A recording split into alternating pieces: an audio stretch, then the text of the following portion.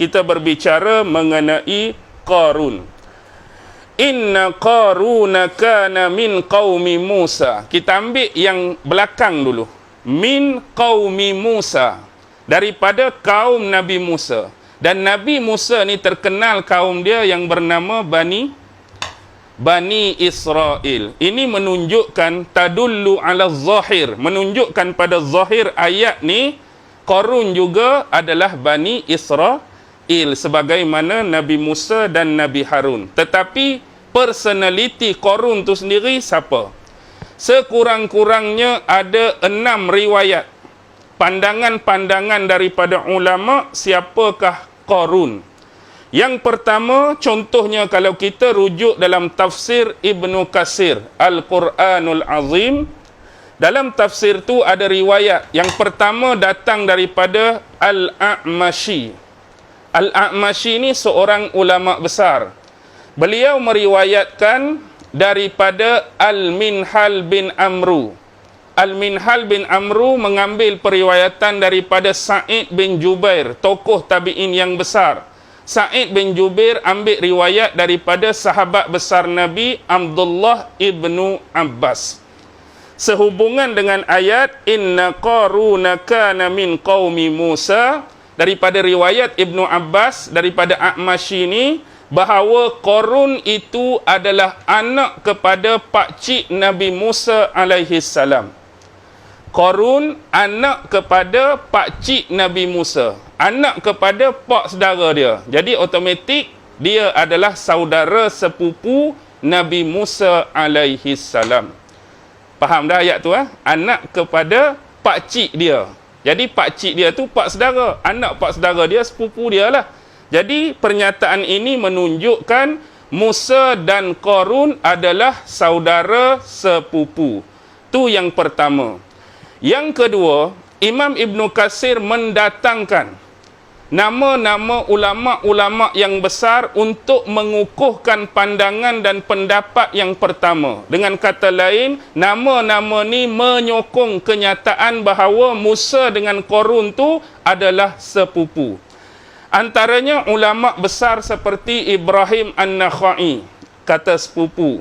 Abdullah bin Al-Haris bin Naufal, ulama besar, kata sepupu. Sama' ibnu Harb, kata sepupu. Qatadah, kata sepupu. Malik ibnu Dinar, kata sepupu. Ibnu Jurash, kata sepupu. Dan ulama-ulama besar yang lain bersepakat mengatakan bahawa Musa dan Qarun adalah saudara sepupu. Okey, itu yang kedua. Yang ketiga yang dibawakan oleh Imam Ibnu Katsir, salah satu daripada nama-nama tadi. Yang terakhir saya sebut tadi, selepas Malik bin Dinar, ialah Ibnu Jurayj. Ada pandangan tersendiri daripada Ibnu Jurayj dengan mengatakan bahawa Qarun ini adalah merujuk kepada Qarun bin Yashur bin Qahis. Qarun bin Yashur bin Qahis. Manakala Nabi Musa, Musa bin Imran bin Qahis. Jadi atas pernyataan Ibnu Jurayj tadi seolah-olah membenar dan memperkuatkan lagi pandangan yang pertama. Bila kata Qarun, Qarunlah bin Yashur, Yashur tu bapa Qarun. Tok Qarun nama Qahis. Tu lain Qarun. Kalau lain Nabi Musa, Musa bin Imran, Imran bin Qahis. Tok sama tok ni orang yang sama. Jadi anak kepada Qahis tu seorang nama Imran, bapa kepada Musa, seorang nama Yashur, bapa kepada Qarun. Jadi hak mana abang, hak mana adik? Hak mana abang, hak mana adik? Dalam tafsir Imam Al-Baghawi dan juga merujuk tafsir Ruhul Ma'ani Imam Al-Alusi, Imran tu abang kepada Yashur. Anak kepada Qahis tadi, Imran tu abang, Yashur tu adik. Jadi melalui Imran lahirnya Nabi Musa, melalui Yashur lahirnya Qarun. Jadi bila Yashur dengan Imran adik-beradik, automatik dua-dua ni akan jadi sepupu. Baik. Kita berhenti dulu di situ. Ni pandangan Imam Ibnu Katsir. Kalau kita rujuk kitab Ma'alim At-Tanzil, ni satu lagi kitab tafsir besar yang bersifat ibu ummahat karangan Imam Al-Baghawi. Dalam tu dia susul galuh lagi, panjang lagi salasilah ni. Dia sebut Qarun bin Yashur bin Qahis bin Lewi bin Ya'qub alaihi salam.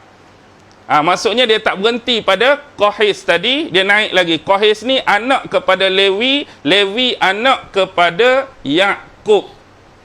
Jadi otomatik juga Musa bin Imran, Imran bin Qahis, Qahis bin Lewi, Lewi bin Ya'qub. Jadi apa makna di sini? Nabi Ya'qub lah. Salah seorang anak Nabi Ya'qub dari isteri yang pertama dia layah tu nama dia Levi. Jadi Levi ni ialah moyang. Levi tu moyang. Qahis tu datuk. Imran tu bapa, Musa tu anak. Nampak tak dia punya jaluran, dia punya susuran. Jadi kalau kita nak naik ke atas, Musa tu anak, Imran tu bapa, Qahis tu datuk, Levi tu moyang. Atas pada moyang orang Penang panggil apa? Generasi kelima tu atas pada moyang orang Penang panggil apa? Tak ada panggilan. Maksudnya atas pada moyang tu Nabi Ya'qub alaihi salam. Jadi Nabi Musa ni masih lagi keturunan Nabi Ya'qub. Betul lah Bani Israel. Manakala kalau ambil sebelah Qarun, Qarun bin Yashur, Yashur bin Qahis, Qahis bin Lewi, Lewi bin Ya'qub. Sama juga. Qarun tu anak, Yashur tu bapa, Qahis tu datuk, Lewi tu moyang. Dia akan bertemu pada datuk dan moyang yang sama. Jadi bila kita faham demikian, maksudnya Musa ni adalah cicit kepada Lewi. Qarun cicit kepada Lewi. Banding dengan cerita hak bawa ikan tadi. Hak bawa ikan tu siapa? Yusha. Nabi Yusha bin Nun bin Yufraim bin Yusuf. Yusha tu anak, Nun tu bapa, Yufraim tu datuk, Yusuf tu moyang. Yusuf dengan Lewi adik-beradik kan? Yusuf juga anak Nabi Ya'qub, Lewi anak Nabi Ya'qub. Bermaksud dua orang tu, Nabi Musa tu cicit kepada Lewi, Nabi Yusha cicit kepada Yusuf. Dua-dua lagi masih keturunan Nabi Allah Ya'qub. Walau bagaimanapun, ada satu lagi pandangan. Pandangan berkenaan salasilah Nabi Musa ni, dia ada mengatakan pertambahan sebelum Lewi. Hak tadi Musa bin Imran, Imran bin Qahis, Qahis bin Lewi. Tapi ada satu lagi pandangan, Musa bin Imran, Imran bin Qahis, Qahis bin Azar. Ada lagi nama. Selepas Qahis tu Azar, Azar baru bin Lewi. Maksudnya kalaulah hak ni lebih benar, katakan hak ni lebih benar, maksudnya moyang tu tak duduk di Lewi bagi Nabi Musa. Moyang tu duduk pada Azar, atas Azar tu baru Lewi, atas Lewi tu baru Nabi Musa alaihi salam. Kau pening dah? Tak apalah, kita belajar salah silah sikit. Tapi nak suruh kenal siapa itu Qarun. Okey. Tu yang ketiga. Manakala pandangan yang keempat datang daripada salah seorang tokoh sejarah yang besar, Muhammad bin Ishaq bin Yasar, yang terkenal dengan gelaran Ibnu Ishaq. Baik. Dia berbeza daripada hak sebelum ni. Dia kata Qarun ni merujuk kepada pakcik Nabi Musa tu sendiri. Bukan kata sepupu. Tapi pakcik Nabi Musa. Merujuk kepada Qarun tu adik-beradik dengan Imran seolah-olah. Qarun tu adik-beradik dengan Imran, bapa Nabi Musa. Jadi atas dasar tu dia kata Qarun ni pak saudara kepada Nabi Musa. Dia sedikit berbeza daripada hak sebelum ni. Kemudian Imam Ibnu Katsir bawa satu lagi pandangan daripada Ibnu Jurayj. Ibnu Jurayj dah ada sebelum ni tu. Tapi kali ni dia kata Qarun ni adalah sepakat di kalangan ahli ilmi. Maksudnya orang-orang cerdik pandai, cendekiawan, ulama-ulama bersepakat mengatakan bahawa Qarun ni adalah saudara sepupu kepada Nabi Musa. Masih lagi sama dengan pandangan yang pertama. Baik, kalau saya rujuk dalam kitab Ruhul Ma'ani Imam Al-Alusi, ada satu lagi pandangan yang datang daripada Ibnu Atiyah. Ibnu Atiyah mengatakan Qarun ni adalah memang sepupu Nabi Musa, tapi dia bukan anak kepada pak saudara tu. Tapi pandangan Ibnu Atiyah, dia adalah merupakan anak mak saudara Nabi Musa pula. Sepupu tu sama sepupu dah. Cuma pandangan hak sebelum ni tu anak pak cik dia, anak pak saudara. Manakala pandangan Ibnu Atiyah ni anak kepada mak saudara. Khalah. Itulah beza. Sepupu tu tak sepupu, cuma beza mari jalur. Tu sajalah. Okey. Pandangan seterusnya Qatadah Ibnu Di'amah. Qatadah Ibnu Di'amah ni mengatakan, kami mengatakan bahawa Qarun ini adalah saudara sepupu kepada Nabi Musa. Samalah. Sepupu kepada Nabi Musa. Cuma panjang sikit huraian Qatadah Ibnu Di'amah. Dia kata apa? Dia kata pada zaman dia, Qarun ini digelar Al-Munawwir ataupun Al-Munawwar. Pasal apa Qarun ini digelar Munawwar pada zaman dia? Li husni suratihi. Kerana keelokkan pada paras rupa dia. Dia digelar Munawwir ni kerana Allah bagi dia, kacak lah kita kata bahasa mudah ni, kacak, handsome, nampak pandang tu sedap kelih lah orang kata. Satu. Kemudian suara dia Allah bagi. Dia antara orang yang mempunyai suara yang bagus, suara yang baik ketika membaca dan mengalunkan ayat-ayat Taurat. Allah bagi suara dia tu sedap. Ketika kalau kita hari ni sedap baca Quran lah. Allah bagi pada Qarun suara dia bagus, suara dia sedap bila baca kitab Taurat. Kemudian tambah pula Allah bagi apa pada dia? Kekayaan.